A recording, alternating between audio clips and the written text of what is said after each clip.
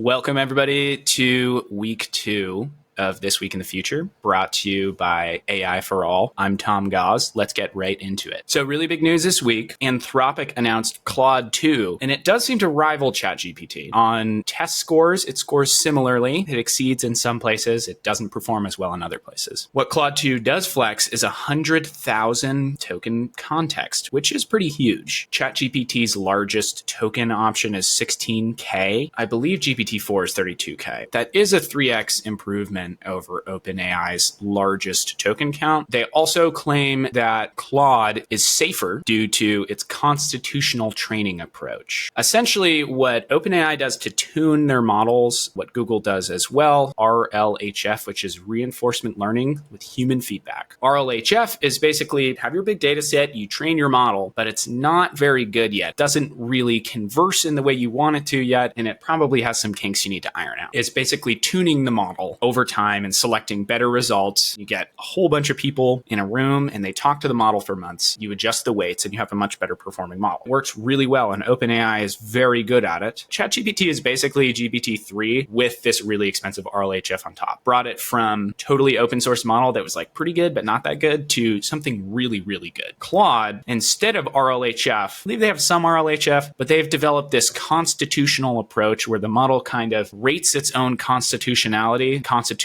is sort of a ranking set of values. They came up with a ranking scale called harmless ELO. You may recognize ELO if you are a user of chess.com. Higher your score, the better it is on that ranking. The Claude models score higher on the harmless ELO than other industry models do. Keep in mind, the harmless ELO was developed by Anthropic. Last thing I want to mention is that the 100K token context is really interesting. It is a 3x improvement. It's not an exponential improvement. If I want to get a deeper understanding of an entire repository, that's going to be way bigger than 100,000 tokens. For the kinds of problems that you want to solve using an LLM, there's not that big of a difference at the end of the day between a 32K token context and a 100K token context. It might be more efficient to be really smart about the information you are providing in that context using really good vector search algorithms, maybe. Claude 2, go check it out. Other news this week that I find really interesting is regarding AI weather models. NVIDIA, DeepMind, and Huawei have all released these AI weather models that are not necessarily peer-reviewed, so we can't say with absolute certainty, but they claim that these models perform at least as well as state-of-the-art meteorological models. This model, called European Center for Medium-Range Weather Forecasts, or the Center, has really sort of the state-of-the-art weather model that a lot of like the weather apps we use today are pulling data from their APIs. And this is an enormous net of differential equations that takes in a huge amount of super granular data, a combination of static stuff, dynamic stuff, remote sensing data, ground data to correct the remote sensing data. Very, very computationally expensive. If you think that ChatGPT is expensive, you should check out these models. And it's as good as it gets. It's using a ton of scientific knowledge, a lot of scientific models to predict weather. NVIDIA, DeepMind, and Huawei claim that their AI models, which are much more lightweight, much more efficient, they claim to perform at least as well as these state-of-the-art models. There's some pushback in the scientific community because AI weather models are trained on historical data. And we have a big problem because climate change means that our historical data from the past 50 years or so that these models are trained on is maybe not going to be so reliable for predicting the weather of the future. So something to think about for AI models there. Weather is a chaotic system, butterfly effect, right? Butterfly flaps its wings on the other side of the world and there's a hurricane in Florida. We might see some minor improvements in weather prediction, but it's something to keep an eye on going forward. AI is good at modeling complex systems, but what are the diminishing returns going to be as we invest more money into AI to model complex systems? Is it going to be worth the investment? In industry news this week, Elon Musk has started his new startup called X.AI. And the mission of X.AI is to understand the true nature of the universe with a new model called TruthGPT, Pursue Truth. A cool concept. It's kind of hard to say exactly what his objective is right now. He's clearly trying to reduce hallucination. Hallucination is when a model lies to you and you can't tell that it's lying. So he's going to probably try to create some kind of model, at least this initial model, TruthGPT, that doesn't hallucinate as much. He says, understand the true nature of the universe. I think that's an interesting concept. The idea is that in the future, as we get more powerful LLMs, they're going to start to be able to make their own inferences, their own discoveries, do their own research, their own peer review, and actually create new insights about physical systems in our world. Elon Musk is not the only company trying to do this. Google is certainly pushing hard for these kinds of models. This would be like the biggest jump forward in scientific innovation since the scientific method.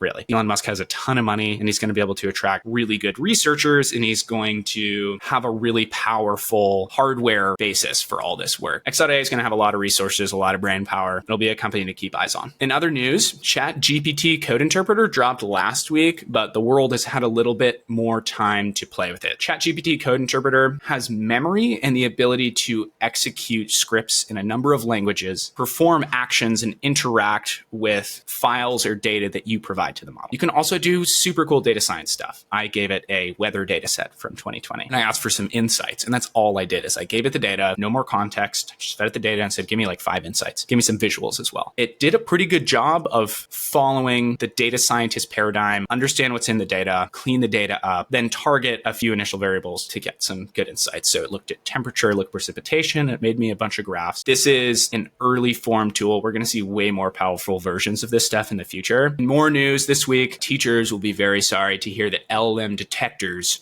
suck. There was some research done recently where researchers tested 14 different detection tools, and they are pretty good at spotting human written text, looking at about 95% accuracy. Keep in mind that 5% error rate means that 5% of students who didn't plagiarize, who they wrote their own stuff and submitted it, were flagged as AI generated. That's a pretty big margin of error. On the other hand, AI generated text, that accuracy fell to like 75% for detecting that AI generated text, and then they tweaked that text a little bit. That accuracy fell even further. So now we're looking at like 40% detection accuracy. Last piece of quick news this week, Llion Jones, AI researcher at Google, just departed, which is a pretty big deal because Llion Jones was an author on the Attention is All You Need paper. Attention is All You Need is important because it introduced a new architecture called transformers. The machine learning architecture transformers is the basis for basically all the really powerful LLMs that we see today. It is one of the most important papers Google has ever released. It may become the most important paper Google research has ever released in the future. The authors of this paper have gone on to do some really cool things. One of the founders of Cohere worked on this paper. Google is losing one of their key AI research assets. It's probably not going to have a huge effect on Google itself. This is still somebody to keep eyes on. They might have a cool startup in the future. Well, everybody, thank you so much for tuning in for this second episode of This Week in the Future. I hope you enjoyed. If you've made it this far, you may enjoy subscribing to our AI for All newsletter. This is going to be a weekly episode.